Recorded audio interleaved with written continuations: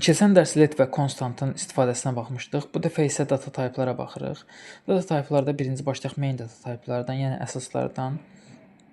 Burada məsələn ən çox istifadə elədik keçən dəfə string tipindən. String yəni sətr tipidir.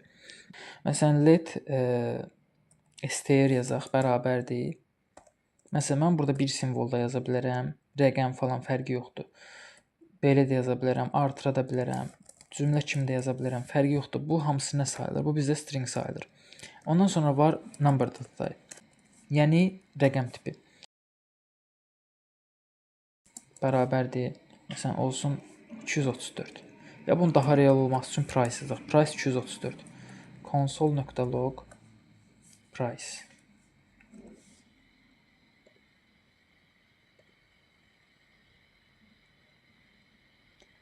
Price 234. Bu əvvəlkiləri mən şərhə alım ən yaxşısı.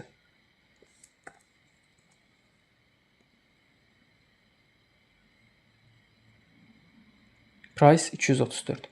İndi bu tam tipdir də, düzdürmü? Mən belə edirəm. Price bərabərdir 234 nöqtə tutaq ki olsun 543.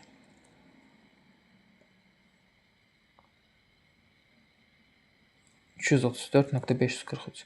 Yəni məsələn belə yaza bilərəm. Price bərabərdir price olmasın. 234 243 üstəgəl nə bilim belə bir şey. Hesablama tipində. Hesabladı və cavabı yazdı bura. Bundan sonra var bizdə boolean data type. Boolean yəni məntiqi tiplərdir. Mən burada let istifadə edirəm, konstantını yaza bilərsiniz, fərqi yoxdur. Sadəcə konstant dəyəri sonradan dəyişmək mümkün olmur.